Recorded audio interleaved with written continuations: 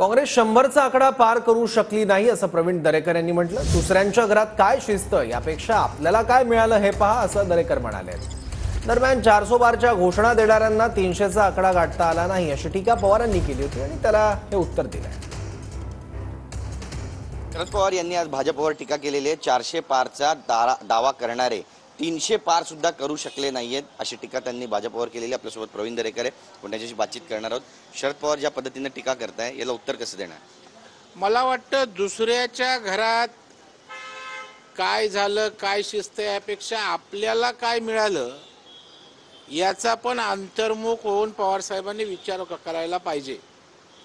पूर्ण राजकारणातली 50 वर्षाच्या हयातीत महाराष्ट्रात किती आमदार आणू शकले आणि किती खासदार आणू शकले याचा जरा लेखाजोगा महाराष्ट्रातील जनतेसमोर येऊ द्या। मोदी साहेब तिसऱ्यांदा या देशाचे पंतप्रधान होत आहेत आणि 240 जागा मिळाल्या। काँग्रेस 100 पार करू शकली नाही आणि आपल्या महाविकास आघाडीला पूर्ण देशात एकत्रित त्या ठिकाणी किती जागा मिळाल्या, भारतीय जनता पार्टी एवढ्याही मिळाल्या नाहीत। त्याच्यामुळे आम्हाला काय मिळालं यापेक्षा तुम्हाला काय मिळालं याचा अंतर्मुख होऊन विचार करा।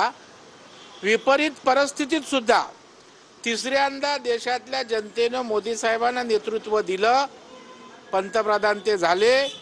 तुमच्या फक्त 50 वर्षात पंतप्रधानांच्या इच्छाच त्या ठिकाणी राहिल्या, पुरेसं संख्याबळ कधीच आपल्याला मिळालं नाही। कॅमेरा पर्सन चरण मार्गमसह गिरीश गायकवाड, TV9 मराठी, मुंबई।